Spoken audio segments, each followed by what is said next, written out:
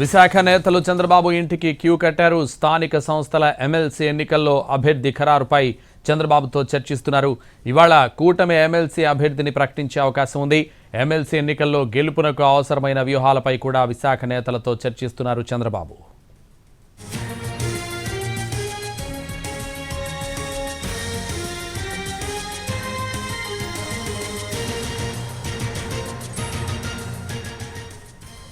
విశాఖ నేతలు చంద్రబాబు ఇంటికి క్యూ కట్టారు. స్థానిక సంస్థల ఎమ్మెల్సీ ఎన్నికల్లో అభ్యర్థి ఖరారుపై చంద్రబాబుతో చర్చిస్తున్నారు.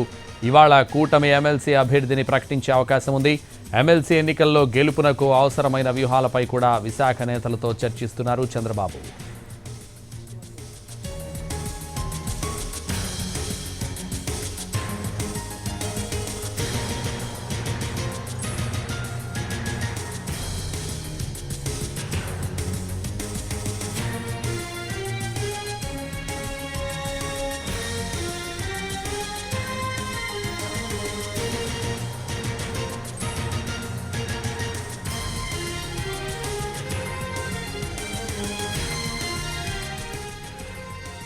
విశాఖ నేతలు చంద్రబాబు ఇంటికి క్యూ కట్టారు.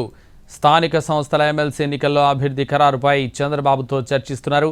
ఇదే విషయానికి సంబంధించి మరింత సమాచారం మా ప్రతినిధి పిఎంఆర్ చంద్రశేఖర్ ఫోన్ లైన్లో అందిస్తారు. చంద్రశేఖర్, అభ్యర్థిగా ఎవరిని ఎన్నుకునే అవకాశం కనిపిస్తోంది టీడీపీ అభ్యర్థిగా? అంటే దీనికి సంబంధించిన క్లారిటీ కాసేపట్లో వచ్చే అవకాశం ఉన్నట్లుగా పార్టీ వర్గాల నుంచి వస్తున్న సమాచారం మేరకు తెలుస్తోంది. సంతోష్, ప్రస్తుతానికైతే పీలా గోవింద్ పేరు ప్రధానంగా వినిపిస్తోంది. సో పీలా గోవింద్ కాకుండా ఇంకెవరన్నా మెరుగైన అభ్యర్థి ఉంటారా అన్న చర్చ జరుగుతున్నప్పటికీ అధికారికంగా ప్రకటన ఇప్పటికీ రాకున్నప్పటికీ ప్రస్తుతానికైతే పార్టీ వర్గాలు అయితే పీలా గోవింద్ వైపే మొగ్గు చూపుతున్నట్టుగా తెలుస్తుంది. At the same time party అధినాయకత్వం కూడా పీలా గోవింద్ అభ్యర్థిత్వం వైపు మొగ్గు చూపుతున్నట్టుగా తెలుస్తుంది. అనకాపల్లి ఎమ్మెల్యే సీట్ ను పీలా గోవింద్ ఆశించారు. అప్పట్లో ఆ టికెట్ జనసేన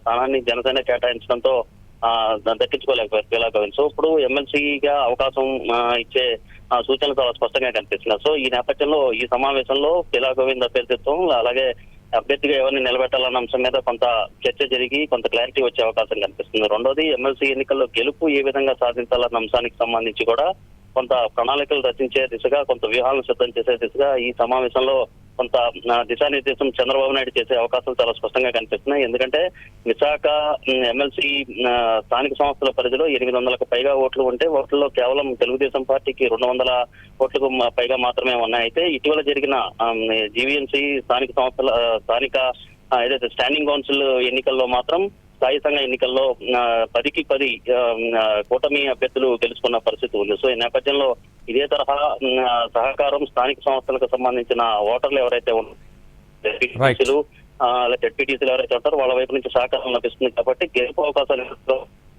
దానికి అనుగుణంగా వ్యూహాలు రచించుకుంటుంది టీడీపీ. Thank you PMR.